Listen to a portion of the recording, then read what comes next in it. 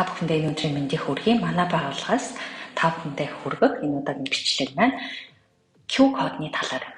За энэ Q код гэдэг маань болохоор бүгд найрамдах солонгос улсад нэвтэрч орохдоо тусгаарлалтаас чөлөөлөгдөх код гэж ойлгож олно гэсэн үг. За энэ нь болохоор 2022 оны 6 сарын 8-наас эхэлж хэрэгжсэн байгаа. За тэгвэл энэ кодыг яаж авах юм бэ гэхээр эхний ээлжинд энэ дээр харагдаж байгаа вебсайт руу нэвтэрч орно гэсэн. Вебсайт руу нэвтрээд орох юм бол иймэрхүү байдалтай дэлгэж харагдана. Тэгвэл эндээсээ бүгдээрээ энэ зарын чанартай зүйлийг нь хаагаад эхний ээлжинд хэлээ сонгох боломжтой. За солонгос хэлчүүд юм уу те англи хэл сонгоход болно гэсэн. За үүний дараагаар энэ гол хэсэгт байгаа шизагааг дээр дарахад болно. Шизагааг дээрээ дарсан бол бүгдээрээ дараагийнхаа утсан руу нэвтэрч ороод юу байгаа талаар харах юм бол эхний ээлжинд ямар орны хүн бэ те ямар твийн хүн бэ гэх. За стивгээ сонгоч те. За дараад нь Монгол улс гэж сонгоч. Энийг чекч өгнө гэсэн үг. Энэ хэсэг маань юу гэсэн үг вэ гэхээр ерөнхийдөө энэ хүн мэдээллийг 2 сарын хугацаанд хадгалнаа.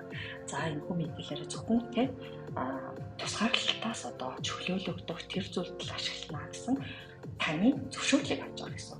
За дараагийн дэлгэц рүү орох юм бол ерөнхийдөө хувийн мэдээлэл авч эхэлнэ. За эхнийх нь болохоор гадаад паспортын дугаар. За Монгол маань E дугаараар эхэлдэг учраас E гэж эхэлжээ. За E-гийнхээ араас за 7 орон дотоо 7 6 5 4 3 2 1 ч гэх юм уу те. Имэйл хэсэг нь болохоор өөрийнхөө имэйлийг бичнэ. За энэ хэсэг нь болохоор таны баркод очих имэйл харагдсан. За тэгвэл дараад нь өргөтгөхийн Gmail ч юм уу те сонгоно гэсэн. Хэрвээ Yahoo байх ч юм уу те энэ дээр өргөтгөх нь байхгүй тохиолдолд 직접 입력 буюу шууд өөрөө бичих талаар сонгоно гэсэн. За тэгвэл энэ дээр нь юу гэх юм? MGM CGMN гэж сонгоё. За иймэрхүү байдалтай өргөтгөхийг оруулчих болно гэсэн. За дараагийнх нь бидний Аз ч гэх юм уу те Монгол гэсэн зүйлүүд байна. Тэгвэл эрэгтэй юм уу эмэгтэй юм уу гэж сонгох. За эмэгтэйгээ сонгочих те.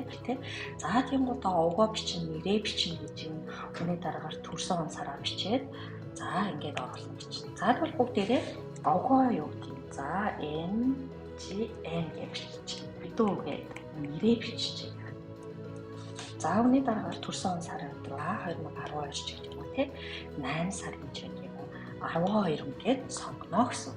За тэгээ гадаад паспортаас шалгаад за дунд нь нэг тасалтаад ч юм уу ямар нэгэн байдлаар үйлдэлээ гүйцээж чадаагүй тохиолдолд болж өгвөл энийгээ байнга дараад явуулах юм бол хадгалагдаад дахиад гадаад паспорт имэйл хаягаа оруулахад шууд мэдээлэлээ татах боломжтой дараагийн хэсэг рүү шилжих зүйл дээр дарах.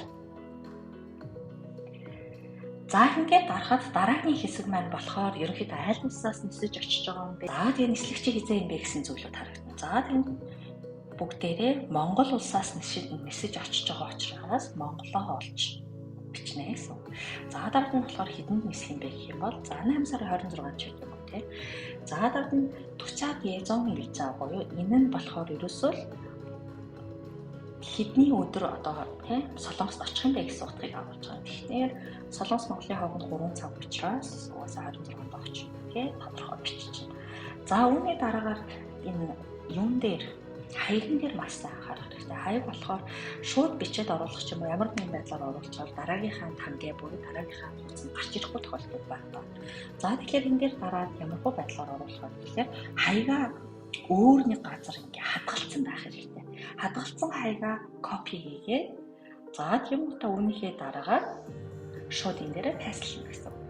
За тэгэхээр ингэхээр эхний байдлаар ямар тачсан зүгээр жишээгээр сүүлийн сургуулийн хаягийг хийнгүүтээ бүгдээрээ доор нь тоортой ч юм иймэрхүү байдлаар бичээд өгнө гэсэн. За энэ дээр болохоор зүгээр дотоод байна гэж бичээд имнёг буюу саяны доод хэсгийг дараад өгөхөөр дараагийнхаа тангээ буюу руу орох юм байна те. За иймэрхүү байдлаар хаягаа нөхчих юм бол үүний дараагаар дугаараа бичнэ гэсэн. За дугаараа эхлээд Монголоо олох юм те. Монгол гэж олоод үүний дараагаараа за офисын дугаараа бичиж 97 44 47 гэдэг иймэрхүү байдлаар зүгээр бичиж гэнэ. За тэгээд ямар нэгэн байдлаар дугаар байхгүй, Монгол дугаар байхгүй ашиглахгүй ч гэх юм уу иймэрхүү тохиолдолд шууд энэ дугааргүй байгаа тухайар ашиглаа аваагүй байгаа ч гэдэг юм үү те, иймэрхүү утгатай зүйлийг чиглэхээр энэ дээр дугаар бүглээд авах шаардлагагүй болно гэсэн. За үүний дараагаар юу байх вэ гэхээр энэ дээр солонгос дугаар бичнэ гэсэн. Уучлаарай, дундуур нь хэсгийн зар явуулж байна. Манай MGM Education солонгос хэлний сургалтын дүгнэлт маань байнга эсрэлтэй авч явагдах болоход таатай байна. За манай сургалт маань болохоор сарын эхэнд эхлээд сарын төгсгөл дуусч сертификат гардуулдаг байна. За солонгос багш болон монгол багш хослолсон сургалт ба ерөнхийдөө нэг левелийг нэг сард сурах тийм эрчимжүүлсэн сургалт байгаа шүү. За тэгээд ерөнхийдөө элсэлтийг бол байнга авч байгаа учраас бидний 9007 44 77 7000 44 8816 16 17 дугаараас зөвлөгөө болон мэдээллийг авах бүрэн боломжтой шүү. Баярлалаа. За юу гэдэг юм бүгдээрээ те 0 10 1 2 3 4 5 6 7 8 ч гэх юм уу те иймэрхүү байдлаар бүгэлчүүд болно. Одоо дараагийнх гэдэг.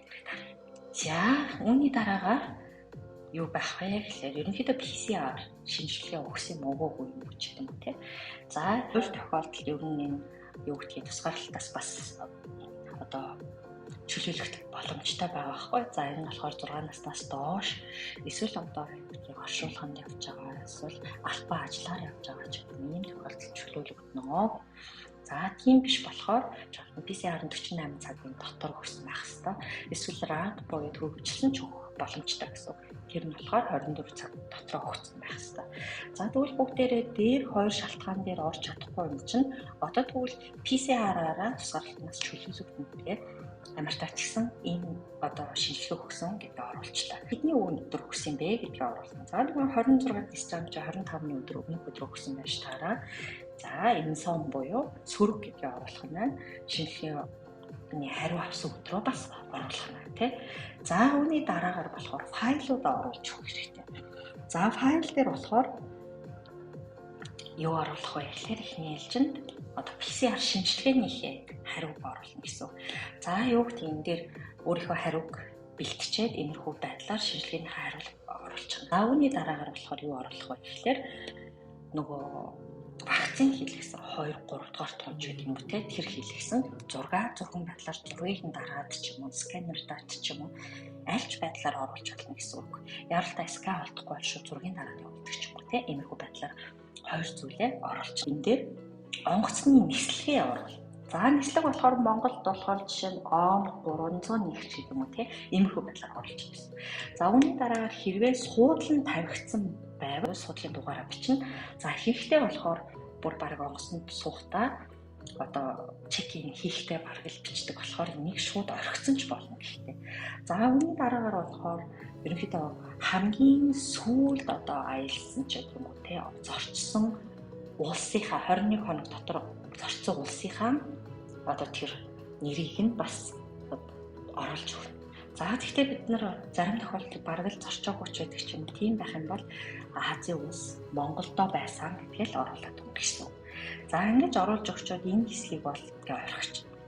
Энэ хэсэг маань болохоор за зинсан эсэм овсон гэдэг нь болохоор ерөнхийдөө шинж тэмдэг илэрсэн үү илрээгүй гэсэн талаар байна. За тэгвэл илрээгүй мэдээж сөрөг гарсан илрээгүй хүн явах боломжтой учраас одоо сонгоч гэсэн.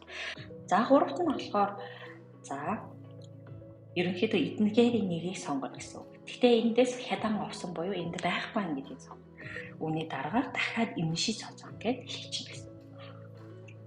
За ингээд бүх мэдээлэл маань хадгалагдсны дараа тааван буюу дараагийнх гэдгийг сонгоод за чагаавч юм гэж байна те. За энэхүү байдлаар гарч ирэх юм бол ерөөсөө л одоо Q код маань гарч ирсэн гэсэн.